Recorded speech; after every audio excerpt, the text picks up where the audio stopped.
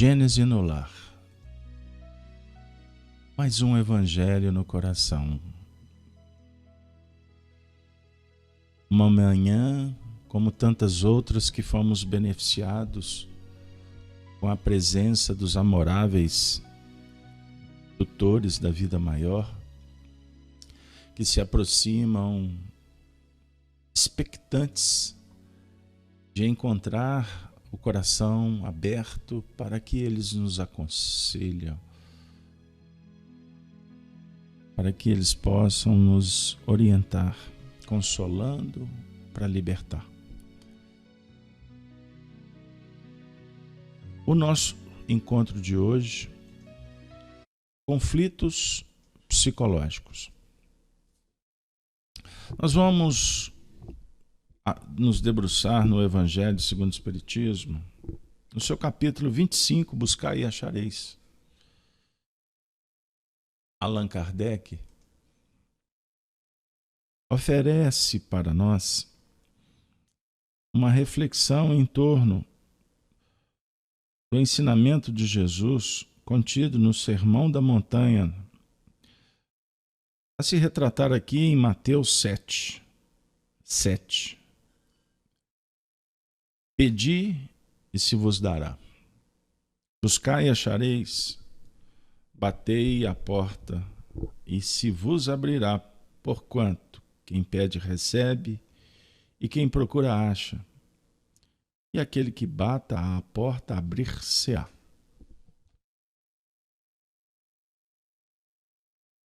No momento em que nos encontramos atravessando essas terras que a reencarnação oferece, desafiados pelas circunstâncias provatórias que nos auxiliam a expiar, a regenerar, a reparar, em convívio, em família, com os amigos, na tarefa, seja onde for, naturalmente temos conflitos, dúvidas, insegurança. Angústia manifesta pelo passado, ansiedades quanto ao futuro. A doutrina espírita nos é oferecida como consolador prometido, que esclarece, que apoia e que caminha junto, como um grande amigo que jamais abandona, realizando a promessa do próprio Cristo. Allan Kardec vem falar no item 2 que na infância da humanidade o homem só aplica a inteligência à cata do alimento, dos meios de preservação, preservar das intempéries e de se defender dos seus inimigos. Deus, porém, lhe deu a mais do que outorgou ao animal, o desejo incessante do melhor. E é esse o desejo que impele à pesquisa dos meios de melhorar a sua posição, que o leva às descobertas, às invenções, ao aperfeiçoamento da ciência, porquanto é a ciência que lhe proporciona o que lhe falta. Pelas suas pesquisas, a inteligência se lhe engrandece, o moral se lhe depura. As necessidades do corpo sucedem às do espírito. Depois do alimento material, precisa ele do alimento espiritual. É assim que o homem passa da selvageria à civilização. E podemos completar. A civilização à humanidade, à espiritualidade. Então vamos buscar os recursos da ciência. A ciência psicológica à luz do Espiritismo, que nos auxilia, de sorte que a gente possa enfrentar os desafios íntimos. Para isso precisamos de informações. No livro Na Era do Espírito, que compartilha diálogos entre Chico Xavier e Herculano Pires, quando Chico endereçava comunicações mediúnicas que vinham auxiliar o grupo de estudiosos que ele participava em Uberaba, nesse período. E eles discutiram em torno da questão 202 do Livro dos Espíritos. E, ao fim, Emmanuel, amigo, benfeitor de sempre, escreveu uma página intitulada Conflitos Psicológicos. Chico enviou para Herculano, Herculano publicou na obra citada e nos foi oferecida como orientação para nossa manhã. O texto diz assim: tão fácil julgar os conflitos sentimentais que surjam nos outros. Habitualmente, a opinião pública na Terra, quase que até agora, em assuntos de sexo, se restringia a entender e aprovar os que se davam ao casamento e a estranhar ou reprovar os que se mantinham em celibato. A evolução, no entanto, descortinou as ciências psicológicas da atualidade. E as ciências psicológicas empreenderam o estudo das complexidades da alma, quase a lhe operarem o desnudamento. Tirar-se os véus. E os problemas do sexo vão sobrando em escala crescente. Casados e solteiros, jovens e adultos, quando em lutas emocionais, apresentam distúrbios afetivos e impulsos ambivalentes, insatisfação e carência de ordem sentimental. Dificuldades através de condições inversivas e fenômenos diversos da bissexualidade.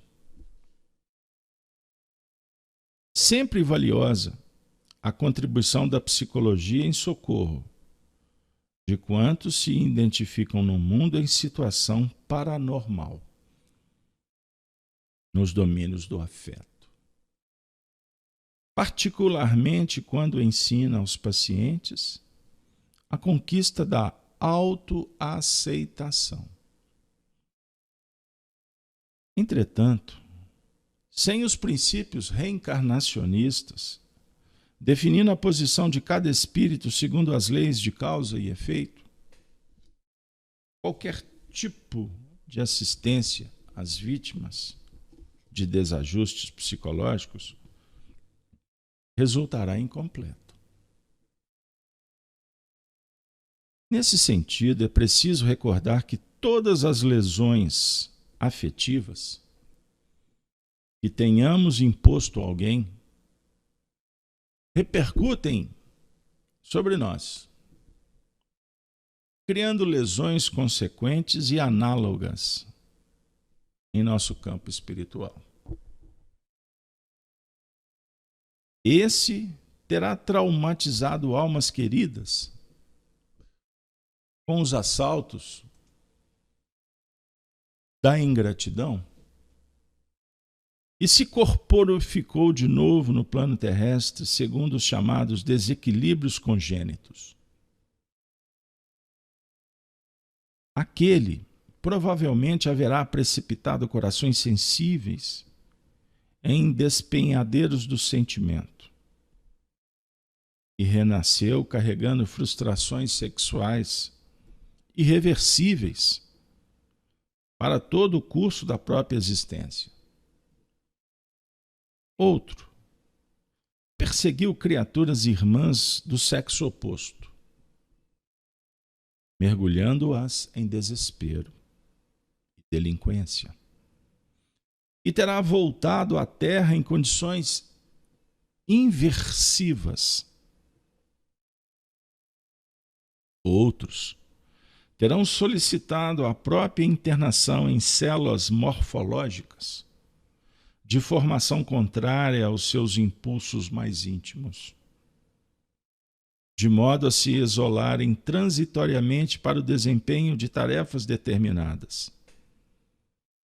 Nem sempre toleram as provas e empeços da própria escolha.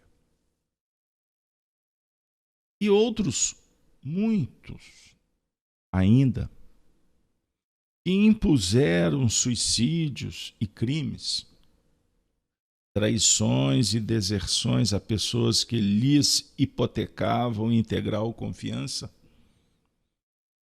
retornam à experiência física sofrendo tribulações complexas que variam conforme o grau de culpa com que dilapidaram a harmonia de si mesmos. Ouçamos Emmanuel agora orientando. Diante dos nossos irmãos de humanidade, em problemas sexuais, saibamos administrar-lhes amor e esclarecimento, ao invés de menosprezo ou condenação.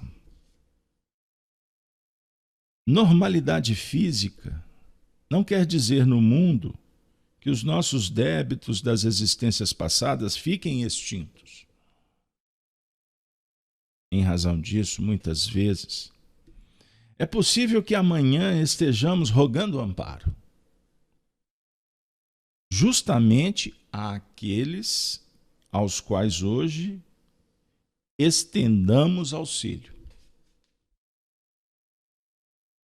Encerrando os nossos apontamentos, lembremos-nos de que Allan Kardec formulou a questão de número 202 em O Livro dos Espíritos, indagando da espiritualidade superior quanto à preferência dos amigos desencarnados ante o renascimento no mundo. A perguntar para que setor da vida humana mais se inclinavam, se para o campo de trabalho do homem ou da mulher. E os mentores da codificação kardeciana responderam convincentes. Isto, na essência, não lhes importa. Vale sim, para eles, acima de tudo, a prova que lhes compete experimentar.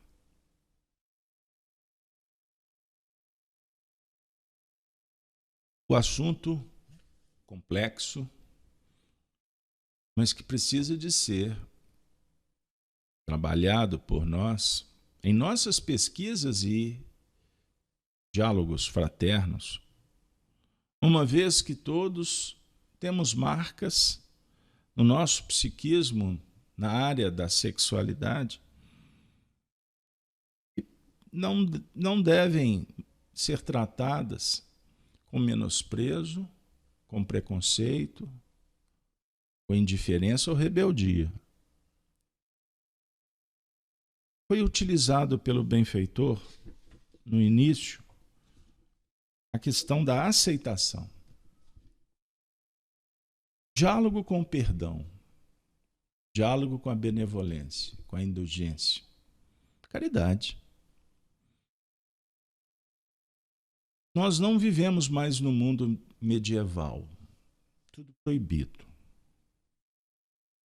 Aliás, vivemos um tempo em que tudo é permitido. O que sugere, em determinados campos, uma anarquia, confusionismo, em que as questões da sexualidade são tratadas com superficialidade, favorecendo as paixões, as imperfeições. Banalidade é a palavra que mais encaixa nesse contexto, que agride alguns um percentual considerável, fique para você escolher, que estão em busca de um despertar da consciência. Percentual considerável ainda preso nas tradições fechadas, sem espaço para se manifestarem. Não importa qual o setor de ação que nós vamos dialogar. O que é uma palavra de ordem? O amor, o romantismo, foi substituído, sim, pelo que é superficial, ilusório e banal. É um processo natural de evolução, uma vez que há uma renovação permanente. Seres com comprometimentos nesse campo que reencarnam aos milhões e vão substituindo outros que estão sendo preparados, vindo de um mundo mais tradicional, para ir abrindo para um diálogo, para um esforço de evolução, sem as peias do passado, mas sem perder também as bases, os princípios morais. Trazendo o nosso professor Emmanuel, nós vamos encontrar em suas obras, são diversas, que ele trata do assunto. Vida e sexo, sexo e destino, obras que ele superintendeu de perto. Para citar apenas essas duas. Mas sempre perguntado quanto ao assunto do sexo livre, eu busco na memória as suas afirmativas, não literais, mas só a ideia, porque quando é literal eu tenho que dar a fonte. Mas diversas vezes ele disse que não existe sexo livre, uma vez que o sexo é um assunto que dialoga com a responsabilidade. O amor liberta. A paixão pode aprisionar se ela não for bem conduzida. Então, são reflexões que precisam de ser trabalhadas com muito cuidado para não criar problemas aonde já campeiam muitos problemas. Então, sem confundir moralismo, mas falando da moral cristã, que se pauta na busca da verdade pela vivência, pelo conhecimento, pela consciência, dialoga com o dever, que dialoga com a fraternidade, o respeito, no trato com o semelhante. Acima de tudo, uma relação pautada no perdão, que é lei da natureza. Precisamos ter a maturidade de lidar com o fenômeno, uma vez que nesse período que vivemos há um índice que vai aumentando de uma forma muito clara de processos inversivos, do diálogo em torno da bissexualidade, da manifestação trans, enfim. E esses assuntos precisam de ser tratados com muito carinho. Aceitar, apoiar e levar todos para um ambiente de harmonia, que dialoga com respeito às crenças e princípios de cada um. Independente da sexualidade manifesta, o que é mais importante é valorizar o ser humano, que está em provas, caminhando dentro das necessárias expiações. Amor acima de tudo. O amor que dialoga com todos, que respeita todos e se pauta em princípios do respeito mútuo. Equilíbrio sempre. Agora, também é fato que há problemas graves e que se tornam espirituais dentro desse cenário. E a obra espírita, psicografias sérias, honestas, despretensiosas, mas importantes, como foi o mandato de Francisco Cândido Xavier, espíritos como André Luiz, para citá-lo, fizeram revelações muito sérias no que remonta ao lado de lá, que na verdade reflete no lado de cá. Herculano Pires, comentando essa página e esta de Emmanuel e esta questão do 202, ele diz o seguinte: no sentido orgânico, biofisiológico, os espíritos não têm sexo, pois não possuem o corpo material e não se reproduzem. Mas o sexo vegetal, animal e humano é simples manifestação de polaridade.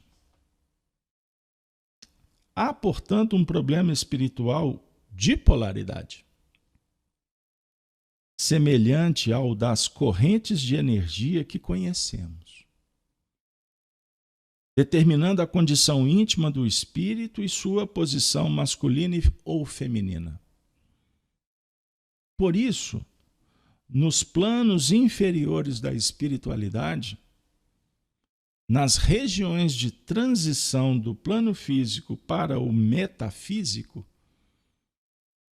as regiões infernais das religiões clássicas ou as regiões umbralinas da concepção espírita, o corpo espiritual das entidades reproduz as condições sexuais que tiveram na vida terrena.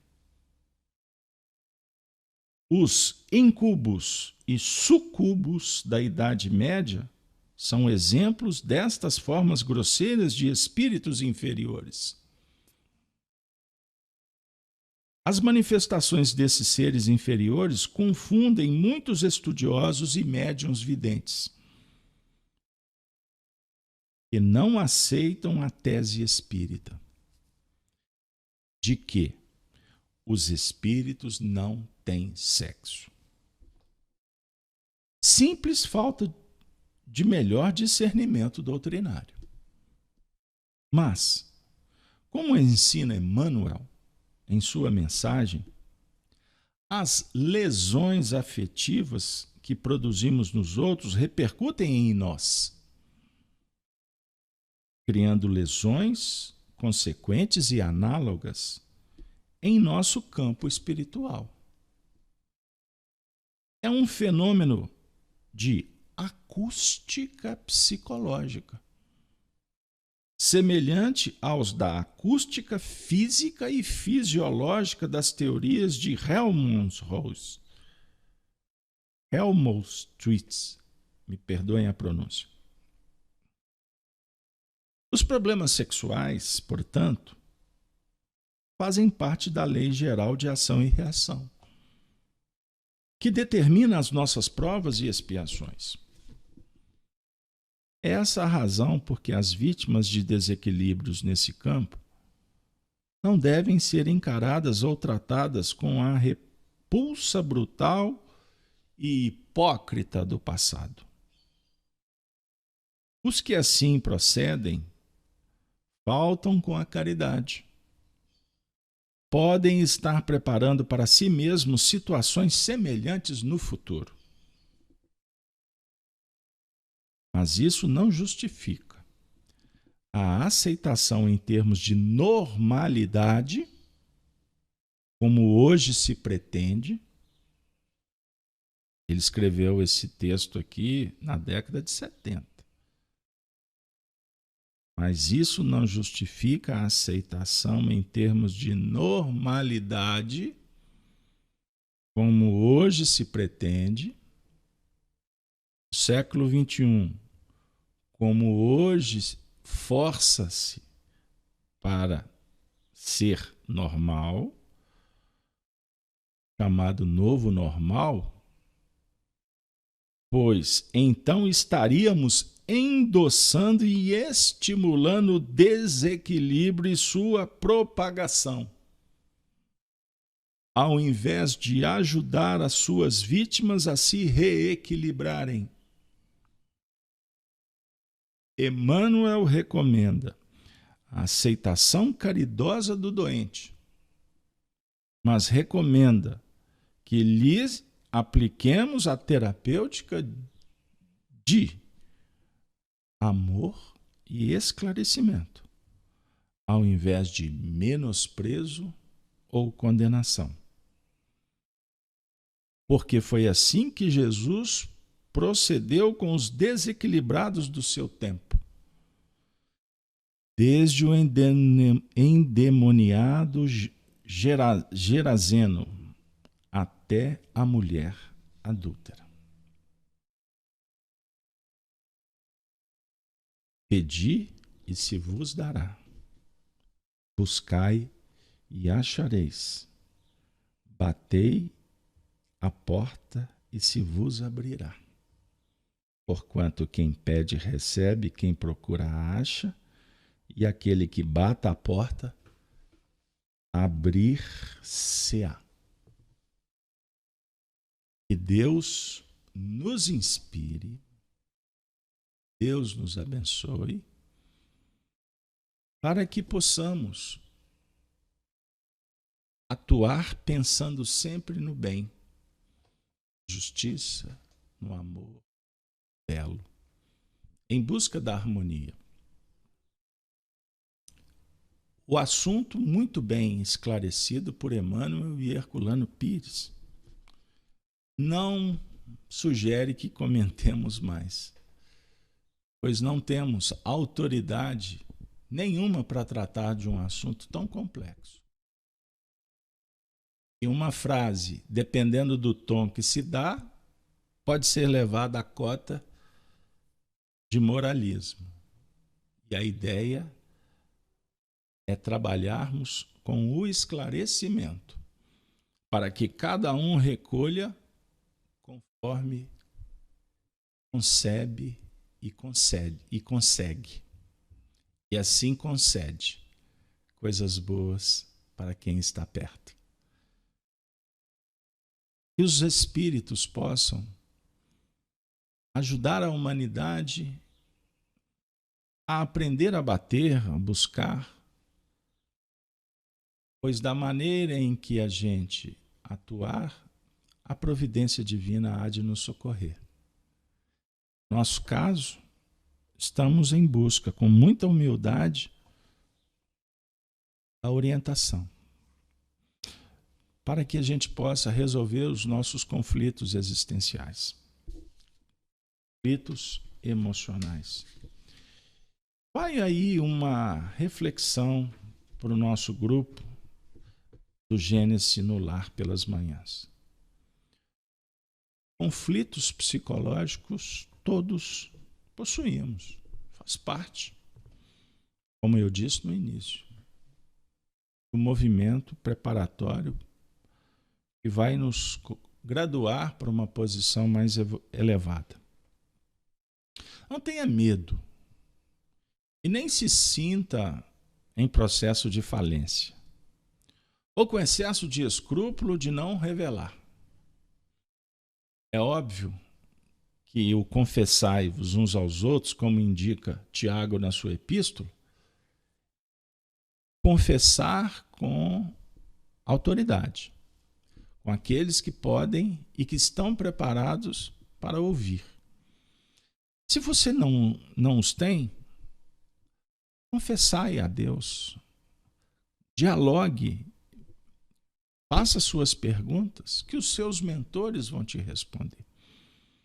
Mas se tiver descondição, diante de um profissional isento, que se pauta na moral, para abrir o seu coração. Quem sabe chegou a hora. As terapêuticas do bem favorecem para que a gente possa resolver as questões e se sentir mais seguro, confiante e esperançoso para marchar para a vitória sobre si mesmo. As dificuldades nesse campo naturalmente sugerem também um desconforto nos relacionamentos. Há muitas frustrações que ficam debaixo do tapete. Porque, naturalmente, há uma expectativa de uma resposta diante de uma entrega. Um relacionamento é uma via de mão dupla, todos sabemos. E qual de nós não sonhamos em caminhar junto com uma alma que amamos e que possamos dividir os nossos anseios e sonhos? Nem sempre é possível. Aliás, relações missionárias são raras no mundo terreno. E observe o termo que usamos, relação missionária. Relação missionária significa, numa linguagem simples, duas almas que se amam, dão as mãos para construírem juntas. Isso é uma grande missão, talvez a maior de todas. E, naturalmente, quando estas se encontram na terra, não se sustentam, não se dão por satisfeitas de viverem apenas uma para a outra. São almas que amam tanto que esse amor irradia para tantos mais que estão próximos. Porque não vivem para si, vivem para a humanidade. Por isso é que adquirem um nível de felicidade incompreendida entre os mortais. Pois a gente acha que a felicidade é apenas ser paparicado, admirado, elogiado. A gente acha que o grande lance é estar com a alma gêmea do lado para trocar os beijos a vida inteira. Mas a gente vai chegar lá. Nós vamos entender que estamos no mundo para sermos românticos com a humanidade. Não apenas com aqueles da nossa prole, do nosso interesse, do nosso clã. O exemplo maior que temos em Jesus foi a mensagem que veio para que tenhais vida em abundância. Jesus nos ampare, nos inspire, nos motive para que a gente possa juntos resolver os nossos problemas de ordem psicológica. E lembrem, a sexualidade, sob o ponto de vista apenas do ato em si, se torna um assunto sem tanta importância. Quando a gente começa a trabalhar a sexualidade sob o ponto de vista da afetividade. A afetividade é que nos interessa. E para dar afetividade, você pode dar para todos, independente do sexo. Sempre respeitando cada um, admirando, vendo no semelhante um irmão em processo evolutivo. E Deus nos abençoe para que a gente possa ter maturidade no enfrentamento psicológico dos desafios da vida. Começamos bem essa semana com um assunto desafiador. Esperamos que ao longo dos dias a espiritualidade continue nos trazendo o evangelho redivivo e que sejamos verdadeiramente cristãos. Ave Cristo, sempre.